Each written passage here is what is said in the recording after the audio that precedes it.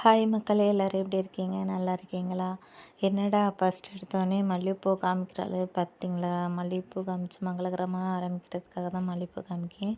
இதெல்லாம் பலூன்லாம் கட்டியிருக்கு, என்னன்னு தெரியலையே அப்படின்னு பார்க்காதீங்க. பையனுக்கு பர்த்டே, ஹாப்பி பர்த்டேன்னு எல்லாம் ஒட்டி வீடு ஃபுல்லாக பலூன்லாம் வச்சு ஏசப்பா ஃபோட்டோவுக்கு எல்லாத்துக்கும் பூவெல்லாம் கட்டி எடுத்து மாலை போடுறதுக்காக தான் பூ தொடுத்துட்ருக்கேன்.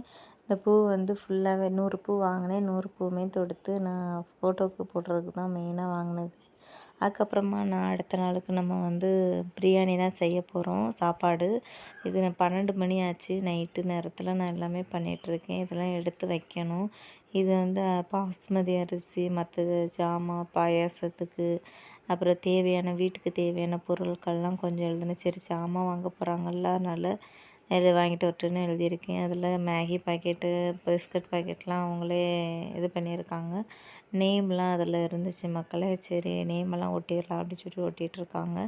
இது வந்து ஹாப்பி பர்த்டே. எங்களுக்கு தெரிஞ்ச மாதிரி நாங்கள் சும்மா வீட்டுக்குள்ளே நாங்கள் மட்டும்தான், யாரையும் ரொம்ப கிராண்டாக கூப்பிட்டு அப்படிலாம் பண்ணலை மக்களே. நாங்கள் மட்டும்தான், எங்கள் ஃபேமிலியில் உள்ளவங்க மட்டும்தான், சும்மா சிம்பிளாக தான். சும்மா கேக்கு வெட்டி பிரியாணி நல்ல நாளுக்கு இதுமா பிரியாணி போட்டால் தானே ஃபங்க்ஷன் வீடு மாதிரி இருக்கும் அப்படின்னு சொல்லிட்டு பையனுக்கு 4th பர்த்டே கேப்பெல்லாம் வாங்கியிருக்கோம் மக்களே. பலூன்லாம் எல்லாமே சுற்றி ஓட்டணும். சரி, அவனுக்கு நம்மளுக்கு ஹாப்பியோ இல்லையோ, மணியை பார்த்திங்க அப்படின்னா 12 மணி 12:10 ஆகுது. பையனுக்கு ரொம்ப சந்தோஷமாக இருக்குது. என்னடா நம்ம வீட்டில் புதுசாக பலூன்லாம் ஓட்டுறாங்க, ஹாப்பி பர்த்டேலாம் போடுறாங்கன்னு அவனுக்கு ரொம்ப வியப்பாக ரொம்ப சந்தோஷமாக இருந்தான். அந்த சந்தோஷத்துக்காக தான் இதெல்லாம் நாங்கள் பண்ணுறோம் மக்களே. 2வது பார்த்திங்க அப்படின்னா, நம்ம நைட்டு வந்து இந்த கொஞ்சம் பாத்திரங்கள்லாம் இருக்குது, இதை ஃபுல்லாகவே க்ளீன் பண்ணி, ஏன்னா நிறைய வேலை முதல் நாள் வீடெல்லாம் தொடச்சி எடுத்து நீட்டாக எடுத்து எல்லாமே முடிச்சிட்டேன். இந்த இதை லைட்டாக பாத்திரம் கொஞ்சம் தான் பாத்திரம் இருக்குது, அதெல்லாம் இது பண்ணிக்கலாம். இது காலையில் ஆயிட்டு மக்களே. காலையில் எங்கள் வீட்டுக்காரங்க வந்து சிக்கன் எடுத்துகிட்டு வந்திருந்தாங்க. 1 கிலோ, அதாவது ஒரு கோழி பொரிக்கியும், ஒரு கோழியில் கொஞ்சம் பாதி எடுத்துட்டோம் மக்களே, கொஞ்சம் கிரேவி வச்சுக்கலாம் அப்படின்னு சொல்லிட்டு. அதுக்கப்புறம் கொஞ்சம் 1 கிலோ அரிசிக்கு நம்ம 1 கிலோ சிக்கன் போட்டால் தான் நல்லா இருக்கும். அதனால சிக்கன்லாம் ரொம்ப பெருசாக காலையில் சாப்பாடு முடிச்சிட்டோம். சிக்கன்லாம் பெருசாக இருந்துச்சு மக்களே, அதெல்லாம் வெட்டிட்டு இருந்தாங்க. இது வந்து பிரியாணிக்கு உள்ளி கட் பண்ணி வச்சாச்சு, பிரியாணிக்கு அரிசி எடுத்து வச்சாச்சு, சிக்கனை நல்லா நம்ம கழுவி எடுத்து வச்சாச்சு மக்களே. இது வந்து 2 பீஸ் லெக் பீஸ் கிடக்கும். நான் பார்த்துட்டு தான் கழுவி தான் மஞ்சள்லாம் போட்டு கழுவி தான் எடுத்து வச்சுருக்கேன். இன்னும் கூட 2, 3 தண்ணியில் வாஷ் பண்ணிட்டோன்னா வேலை முடிஞ்சிடும் மக்களே. நம்ம உடனே நம்ம அடுப்பை ஆன் பண்ணி நம்ம எல்லாத்தையும் ரெடி பண்ணிடலாம். ஏன்னா வந்து உடனே குக் ஆயிரும். நம்ம ஃபஸ்ட்டே எல்லாத்தையும் போட்டு வதக்கிட்டேன். ஏன்னா வந்து வெங்காயம் பிரியாணிக்கு நல்லா வதங்கணும். ரொம்ப நேரம் வதங்கினா தான் டேஸ்ட் நல்லாயிருக்கும். அதனால நான் ஃபஸ்ட்டே ரொம்ப நேரம் ஸ்லோவில் வச்சு நல்லா பொன்னிறமாக வரட்டுன்னு போட்டுட்டேன். அப்புறம் இஞ்சி பூண்டு பேஸ்ட்டு, தக்காளி இதெல்லாம் போட்டு தான் வதக்கிட்டுருக்கேன். நம்மளுக்கு பிரியாணி வந்து நல்லா பர்ஃபெக்டாக வரணுன்னா இதை ஃபாலோ பண்ணுங்கள், சூப்பராக வரும். அதுக்கப்புறம் பார்த்திங்கன்னா, நான் சிக்கனையுமே உள்ளே போட்டுட்டேன். ஏன்னா நம்மளுக்கு டைம் கொஞ்சம் கூட இல்லை. ஏன்னா ரொம்ப நேரம் ஆயிட்டு, காலையில் சாப்பிட்டே 10 மணி ஆகிட்டா. அப்புறம் லேட்டாக தான் 11 மணி தான் இதெல்லாம் செய்ய ஆரம்பித்தேன். இப்போவுமே நம்மளுக்கு ரொம்ப லேட் ஆகிட்டா, அதனால் ஃபுல்லாகவே என்னால் காமிக்க முடில.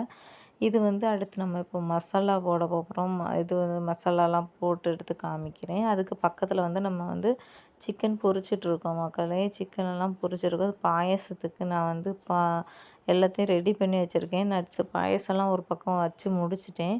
இன்னொரு பக்கத்தில் இருந்து நம்ம அந்த வறுத்து வச்சுருந்தோம்ல, அதெல்லாம் போடலை. அதையும் போட்டு நம்ம மிக்ஸ் பண்ணிவிட்டோம், நம்மளுக்கு வேலை முடிஞ்சிடும் பார்த்துக்கோங்க.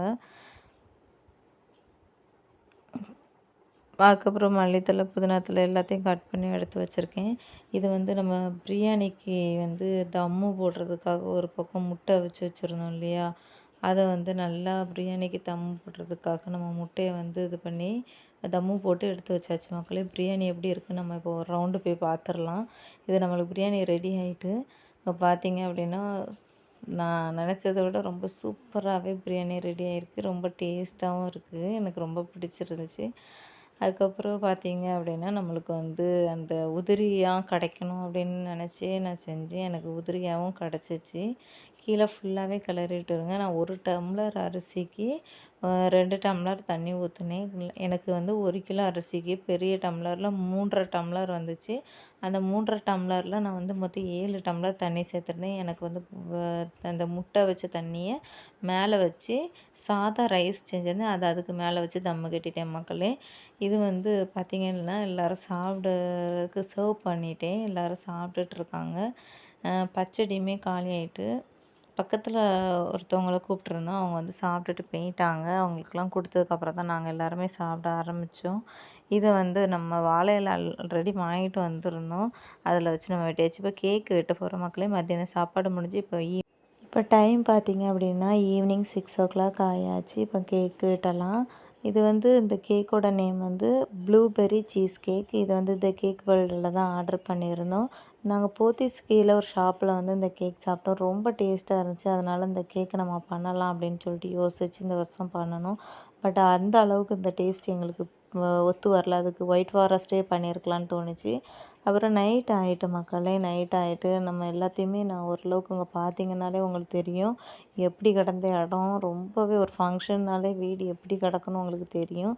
அந்த இடத்தெல்லாம் தண்ணி ஊற்றி, ஏன்னா ஃபுல்லாகவே நான்வெஜ் நம்ம சமைச்சிருப்போம். தண்ணி ஊற்றி கழுவி பிறக்கி எடுத்து எல்லா பாத்திரத்தையும் கழுவிங்க பாத்திரங்க அந்த பாத்திரத்துக்கு மூடி, அப்புறம் இந்த சிங்க் எல்லாத்தையுமே கழுவி எடுத்துட்டேன் மக்களே. ஏன்னா வந்து அந்த வாடை வந்து கவிச்ச வாடை அடுத்த நாள் வரைக்குமே இருக்கும்.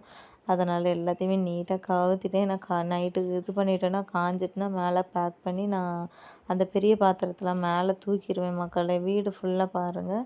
நம்ம வந்து ஆல்ரெடி வச்சுருந்த பலூனு எல்லாம் உடஞ்சி போய் எல்லாம் தொம்பு தொம்புன்னு கீழே விழுந்து கிடக்கு எல்லாமே. ஃபங்க்ஷன் முடிச்சுன்னா இப்படி தான் இருக்குமான்னு கமெண்ட் பண்ணுங்கள்.